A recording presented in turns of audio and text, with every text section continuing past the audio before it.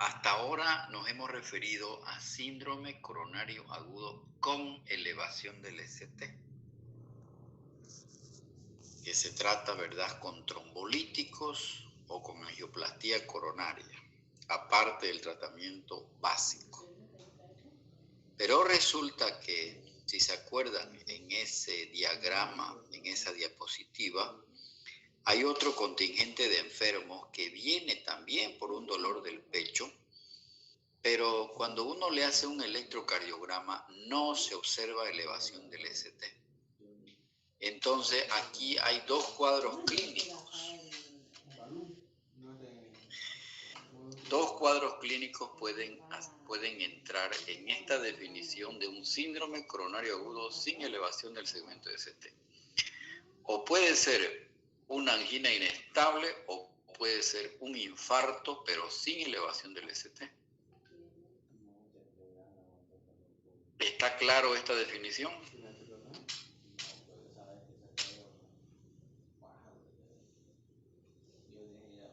¿Está clara esta definición o no? Sí. Disculpe, doctor, ¿lo puede volver a repetir? O sea, hasta la clase anterior habíamos visto síndrome coronario agudo con elevación del segmento ST. Pero hay otro tipo de enfermos que viene también con un dolor del pecho, pero el electrocardiograma no muestra elevación del ST, sino un ST deprimido. Y a eso se llama síndrome coronario agudo sin elevación del segmento ST. Y estos enfermos no se tratan con trombolíticos ni con angioplastía. Estos tienen exclusivamente un tratamiento médico, es decir, con drogas. Pero no se necesita utilizar un trombolítico. Ya ustedes saben cuáles son los trombolíticos, cómo actúan, cuánto es el más común es la estreptoquinasa, cuánto debe utilizarse. Acá no se utiliza trombolíticos. Entonces, la importancia del electrocardiograma en un enfermo que llega a las 4 de la mañana a un servicio de guardia es de vital importancia. Yo no puedo clasificar a este enfermo si es una angina inestable, si es un infarto agudo de miocardio con ST elevado o es un infarto agudo de miocardio sin ST elevado. Entonces ahora nos vamos a referir a este grupo de enfermos. La angina inestable tiene estas tres formas de presentación. Según la escuela americana, angina de reposo es la que se produce durante el reposo y de duración prolongada, habitualmente mayor a 20 minutos. Un paciente que viene o un paciente que es traído a la emergencia diciendo que le duele el pecho, estando en reposo y que se prolonga por más de 20 minutos, se llama angina. Es una forma clínica de angina inestable. Angina de reciente comienzo es aquella que empezó a aparecer en los últimos 3 meses. Y angina progresiva es una angina previamente diagnosticada que se presenta con mayor frecuencia, que va progresando, es decir, cada vez ante un ejercicio de menor cuantía hace aparecer el dolor del pecho. Entonces, la angina inestable se diferencia, es decir, se presenta de esas formas.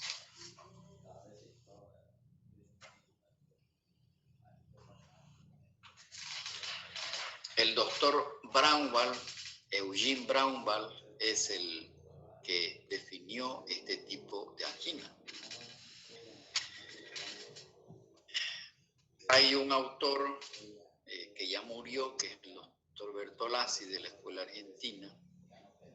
También utilizaba una clasificación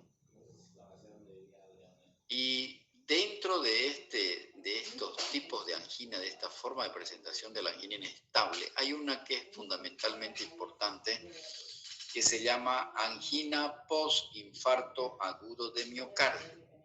Es un enfermo que se interna en el hospital inicialmente por un infarto agudo de miocardio, se controla el infarto, pasan los días, qué sé yo, al cuarto o quinto día o el séptimo día empieza nuevamente con dolor del pecho del enfermo. A través del electrocardiograma y a través de las enzimas cardíacas tenemos que discriminar si es un reinfarto de otra arteria coronaria o es simplemente una angina inestable tipo angina postinfarto agudo de miocardio. Esta angina es muy grave y generalmente estos pacientes tienen que ir a la cinecoronariografía urgente, es decir, tienen que ir a hacerse un estudio de cateterismo cardíaco para ver las arterias coronarias. Todo paciente con síndrome coronario agudo sin elevación del ST, en todo paciente que tiene un síndrome coronario agudo, pero que no muestra una elevación del ST, sino más bien una depresión del ST, debe evaluarse el riesgo. Entonces, dentro de esta evaluación del riesgo, hay la historia clínica, la clínica como tal, el electrocardiograma y los marcadores séricos. Si un enfermo tiene un síndrome coronario agudo sin elevación del ST y que esos síntomas se han acelerado en las últimas 48 horas, es de gravedad. Si el paciente tiene edema pulmonar, si tiene un soplo de insuficiencia mitral, si tiene un galope, tercer ruido cardíaco, si tiene estertores pulmonares, si está hipotenso, si está bradicárdico, si es mayor de 75 años, se cataloga como grave. Son de alto riesgo. No es lo mismo una angina inestable de un paciente de 45 años que uno de 70.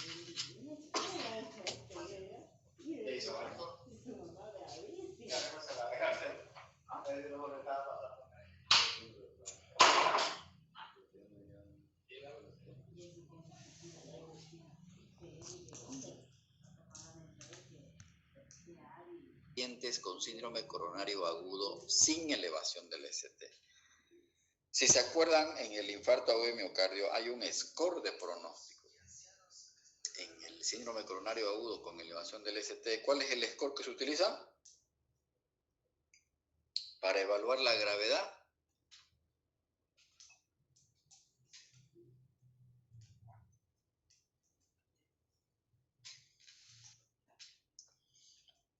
¿Cuál es el score? ¡Qué barbaridad!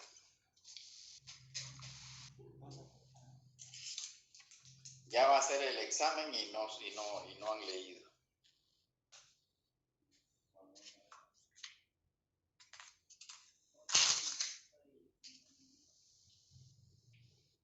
¿Cuál es el score para evaluar el pronóstico de un enfermo en el paciente que tiene un síndrome coronario agudo con elevación del ST? El score que se utiliza para valorar el pronóstico, la gravedad de un enfermo que tiene un síndrome coronario agudo con elevación del ST.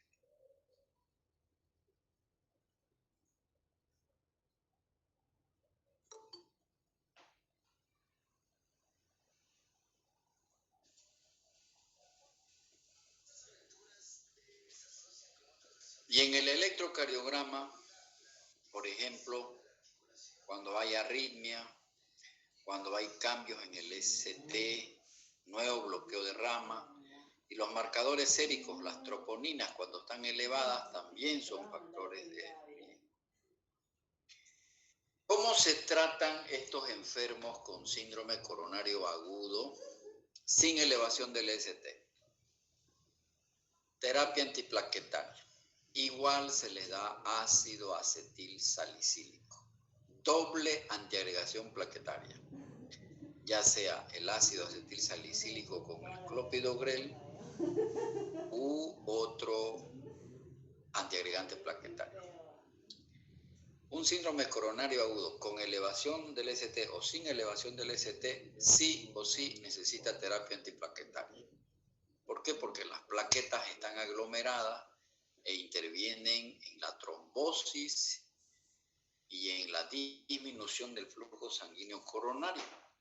La dosis inicial puede ser 300 miligramos o 500 miligramos y se continúa de por vida con 75 a 160 miligramos por día. Ya hemos dicho en el síndrome coronario agudo con el del ST cuáles fueron los estudios que sustentaron y cuánto disminuye el reinfarto o la mortalidad cuando se utiliza ácido acetilsalicílico.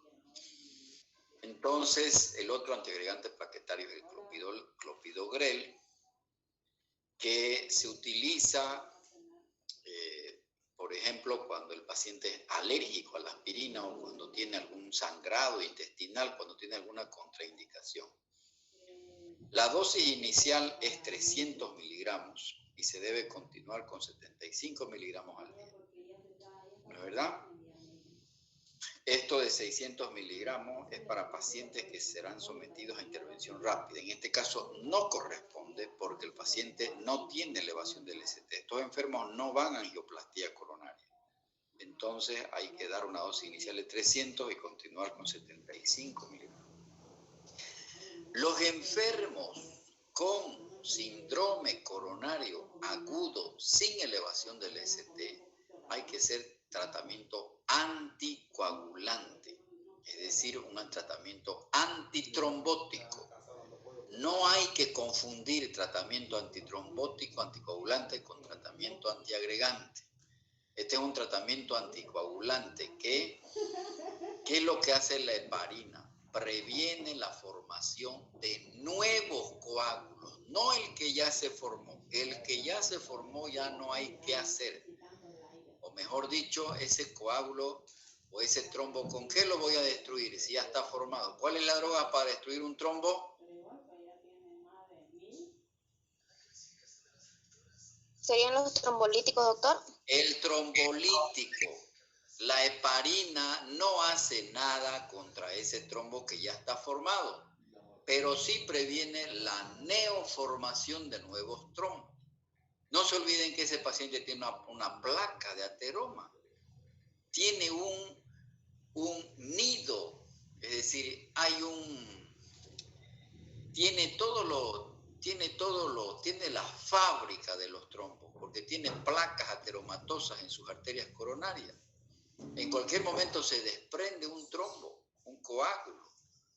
Entonces, uno tiene que dar una droga en estos enfermos con síndrome coronario agudo sin elevación del ST, una droga que prevenga la formación de nuevos trombos. Entonces, hay dos tipos de drogas, es decir, dos formas de heparina. La heparina no fraccionada, que es una heparina que se utiliza por vía endovenosa, viene en ampollas de 25.000 unidades internacionales. Yo debo dar una dosis inicial de 60 u 80 unidades internacionales kilo peso stat. Es decir, la mayor parte de las veces se da 5.000 unidades internacionales.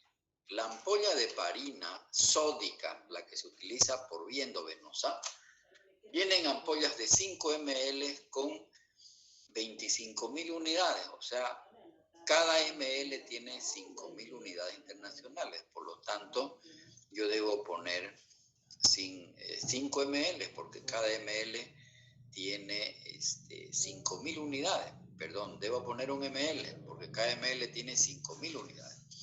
La dosis son 60 a 80 unidades internacionales por kilo. Si un paciente pesa 70 kilos, quiere decir que 60, 80 son 6 por 7, 48, 4.800, 8 por 80 unidades por 70 kilos, 8 por 7, 56, 5.600. Entonces, redondeando como término promedio, la dosis inicial es de 5.000 unidades internacionales. ¿Quiénes escapan a estos rangos de 5.000? Si el paciente es muy obeso, entonces se calcula por peso.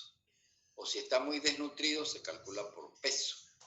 Entonces, si es un paciente con un peso normal, 5.000 unidades internacionales STAT, en bolo, STAT se pone. 1 ml, porque hemos dicho que cada ml tiene 5.000 unidades. Y luego se deja una infusión. Infusión. 18 unidades por kilogramo de peso por hora. Y la norma dice 1.000 unidades internacionales por hora. Más o menos esto se calcula, se pueden poner 2 ml de heparina sódica en 100 ml de destroza y microgotero. En esta dilución, 2 ml, o sea, 10.000 unidades internacionales en 100 cc de destroza, esto cuando se pasa a 10 ml hora, la velocidad a 10 ml hora, están pasando 1.000 unidades hora. Y cuando se da heparina no fraccionada, la sódica, hay que controlar el tiempo parcial de tromboplastina activada. Para que el paciente esté bien anticoagulado, este valor de tiempo parcial de tromboplastina activada tiene que estar 1.5 a 2 veces el valor normal. Recién uno dice que el paciente está bien anticoagulado, porque si no está bien anticoagulado, es como irse a la guerra sin fusiles. El paciente va a volver a formar coágulos. Tiene que estar el paciente bien anticoagulado.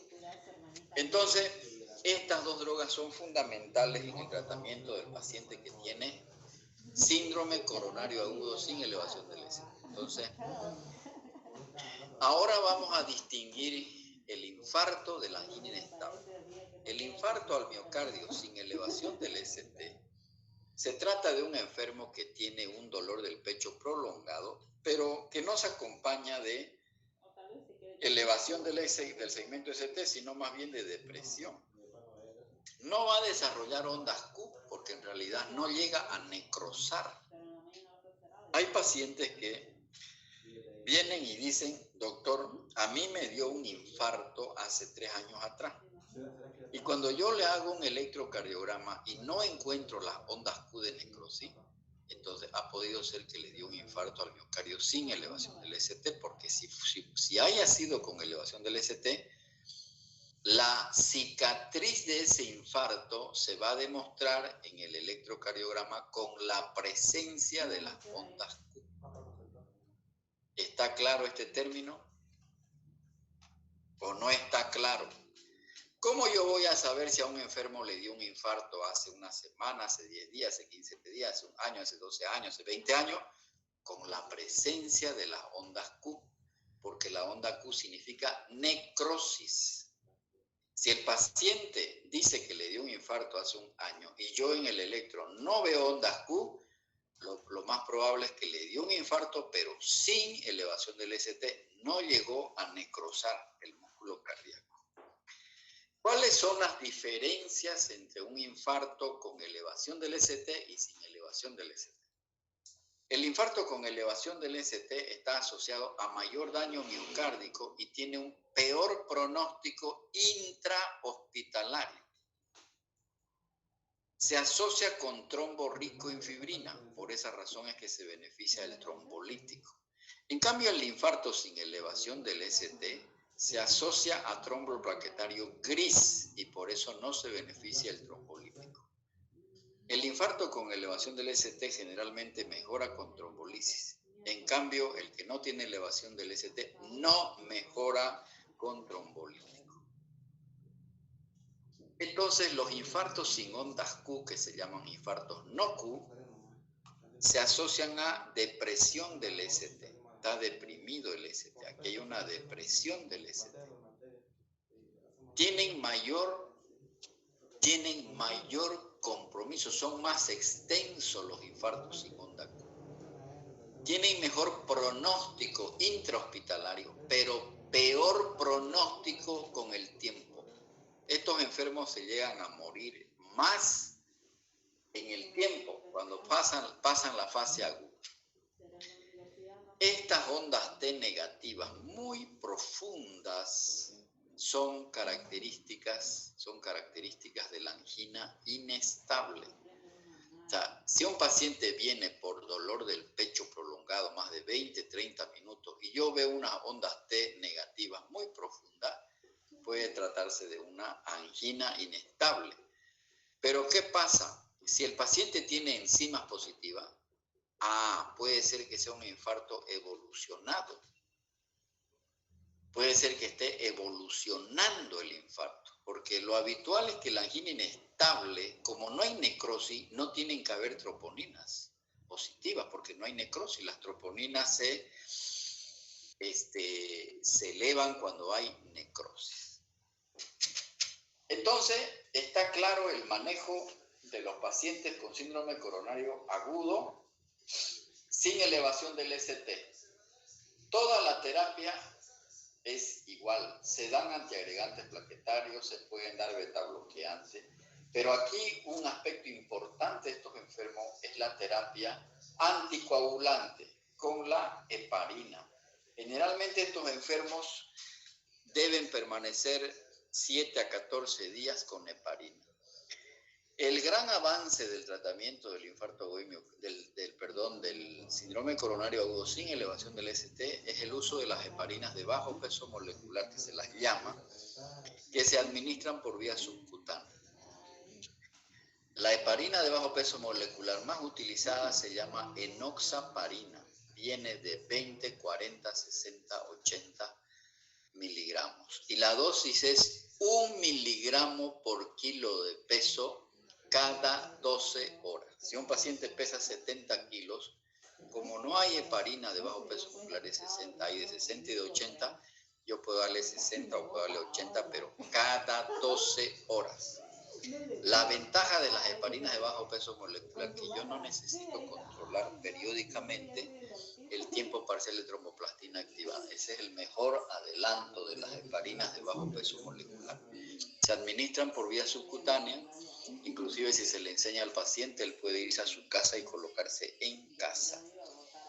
Hay la enoxaparina, la dalteparina, la fraxiparina. Son drogas sí caras, cada ampollita cuesta entre 60 a 80 bolivianos. En cambio, la heparina sódica estándar no vale más de 15, 20 bolivianos. Todo lo que es mejor y lo que es más bueno siempre es más caro. Entonces, esa es la diferencia fundamental entre el tratamiento de un síndrome coronario agudo con elevación del ST, debe necesitar tratamiento trombolítico o angioplastía. Y además, lo básico, si es hipertenso, darle su antihipertensivo, ¿verdad? Y la terapia básica, aspirina, la doble antiagregación plaquetaria, el atenolol, o sea, el beta bloqueante, ¿no ve? Ese es el tratamiento. En cambio, en el síndrome coronario agudo sin elevación del ST, la terapia anticoagulante es clave. O sea, el uso de la heparina, ya sea la sódica o ya sea la de bajo peso molecular. Prácticamente las heparinas de bajo peso molecular han reemplazado a las heparinas sódicas porque no se necesita el control del tipo parcial de tromboplastina activada para saber si está bien anticoagulado el enfermo. Y finalmente, entonces, ¿qué hacemos cuando se vaya a ir a casa el enfermo? ¿Qué drogas le voy a dar yo al paciente para el alta? Entonces, las drogas que yo debo darle son las que están aquí en esta pantalla. A todos, aspirina y clopidogrel. ¿Cuánto reduce el riesgo del reinfarto? 20 a 30%. Los beta bloqueantes. Peor si es un paciente hipertenso. Si él se infartó porque tenía hipertensión arterial, no hay que descuidar su enfermedad de base, su factor de riesgo. Pero aquí los beta bloqueantes son mejores. 20 a 35% el riesgo de reinfarto. Los inhibidores de la enzima convertidora en angiotensina, sí o sí también hay que darlo. Peor si el paciente es diabético o hipertenso. ¿Cuánto reduce? 22,5%. Las estatinas. Estas drogas no solamente mejoran el colesterol alto, ya sea el colesterol malo o el colesterol bueno. Las estatinas tienen una importancia fundamental porque tienen efectos reológicos, tienen efectos a nivel de la disfunción endotelial y reducen la placa ateromatosa. Hay que darlas, la tendencia es a dar de por vida. Las estatinas, hay dos estatinas que se utilizan, la atorvastatina y la rosuvastatina. La mejor es la rosuvastatina. Si utilizamos estatina, debemos dar no menos de 40 miligramos por día. Mejor si damos 80 miligramos al día a partir del segundo o del tercer día del evento coronario. Si lo mantenemos de por vida es mejor. Entonces 40 a 80 miligramos por día. Y si utilizamos rosuvastatina, podemos utilizar entre 10 a 20 miligramos por día. Entonces, estas 4 drogas son las que van a reducir la posibilidad que el paciente se muera por un nuevo evento coronario o se muera por alguna otra causa. Entonces, reducen la mortalidad y reducen la reincidencia de un reinfarto. Después de un evento coronario, después de un infarto agudo de miocardio, los pacientes tienen que idealmente tener presiones arteriales menor a 140/80. La presión sanguínea ideal en todos sin contraindicación. La beta bloqueantes, es ideal en todos los enfermos si no tienen contraindicación. ¿Por qué? Porque las drogas beta bloqueantes como ser el atenolol, el carvedilol, el bisoprolol o el nebivolol son drogas que han demostrado consistentemente una reducción de la mortalidad. Los IECAS o los antagonistas de los receptores de la angiotensina 2, como ser los sartán, candesartán, irbesartán, ormesartán o telmisartán, si el paciente ha sido hipertenso y por eso se infartó, con mayor razón debe utilizar. Si es un paciente diabético, con mayor razón hay que utilizar. O sea que no hay que descuidar el factor de riesgo que generó el infarto. O sea, no hay que desatender el factor de riesgo. Además de la terapia antiagregante plaquetaria y además de las estatinas, el paciente debe irse con las drogas para controlar su enfermedad de base. El colesterol malo, que es el colesterol LDL, lo ideal es que esté menor de 100 y en pacientes diabéticos menor de 70. ¿Cómo controlamos esto? Fundamentalmente con las estatinas. Después de la fase aguda de un paciente con infarto agudo de miocardio, hay que hacer un ecocardiograma. Hay que evaluar el tamaño del infarto y cómo ha quedado la función ventricular. Si la función ventricular está comprometida y yo no lo llevé a angioplastía ese enfermo, lo ideal es llevarlo a hacerle una coronariografía antes del alta, porque este paciente tiene riesgo de muerte. O sea, ¿cómo valoro el daño que ha causado el infarto agudo de miocardio? A través de una ecocardiografía. Obviamente los cambios en el estilo de vida, importantísimo. Ya sabemos que la doble antiagregación plaquetaria fundamentalmente tiene sustento cuando el enfermo ha sido sometido a una angioplastía. Pero si el paciente no ha sido sometido a una angioplastía, puede que sea suficiente solo con 100 miligramos de aspirina. Entonces, eso es síndrome coronario agudo. Les pido, les ruego, les suplico que sigan leyendo los antiagregantes plaquetarios, los beta bloqueantes. Hoy hemos hemos hablado de una droga fundamental en el tratamiento del síndrome coronario agudo sin elevación del ST, que es la terapia anticoagulante. Tienen que leerme las heparinas de bajo peso molecular y la heparina como tal. La heparina sódica, la que se utiliza por vía endovenosa. La anterior clase dijimos que tenían que haber revisado las drogas trombolíticas. Y de estas drogas trombolíticas, la que yo voy a preguntar en el examen fundamentalmente es la streptokinasa. O sea que ustedes tienen que leer la streptokinasa, bien leída. Los dos antiagregantes plaquetarios más utilizados son la aspirina y el clopidogrel, por lo tanto deben leerlo. ¿Alguna pregunta tienen?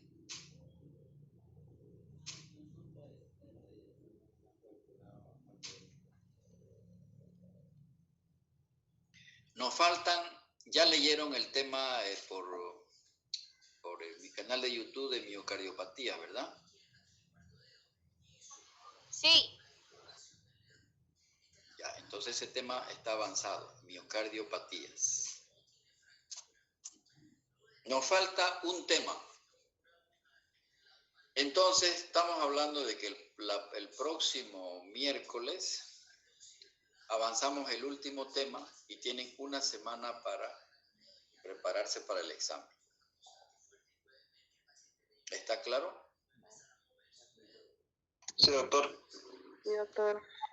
Son varios temas que tienen que tensión arterial, cardiopatía chagásica, fiebre reumática, los 4 tipos más frecuentes de valvulopatías, miocardiopatías, endocarditis infecciosa y síndrome coronario agudo. El otro tema, ¿cuál ha sido? Cardiopatía hipertensiva. Todos esos temas, por favor.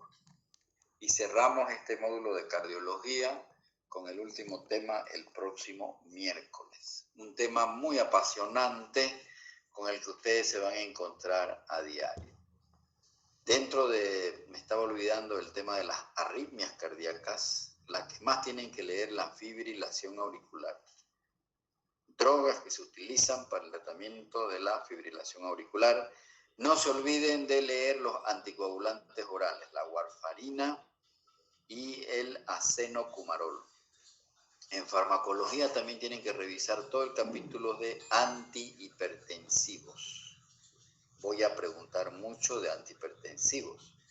De hipertensión arterial voy a preguntar mucho, porque es un tema con el que a diario se van a encontrar en la atención primaria de salud, en el primer nivel.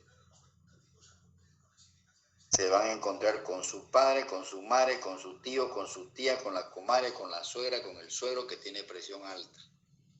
Así que, por favor, los invito a que vayan revisando. ¿Alguna pregunta?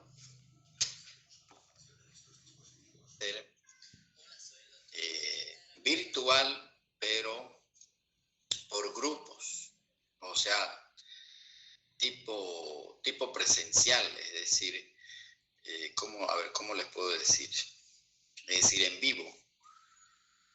Nos vamos a contactar en una clase virtual de a 5 y van a postular ustedes los diagnósticos de los enfermos. Yo voy a presentar el caso clínico en la pantalla y cada uno va a proponer su diagnóstico. Uno de los exámenes de esta cátedra de medicina interna va a ser así. Así que también se van preparando, por favor. Si no hay preguntas, nos veremos el próximo miércoles.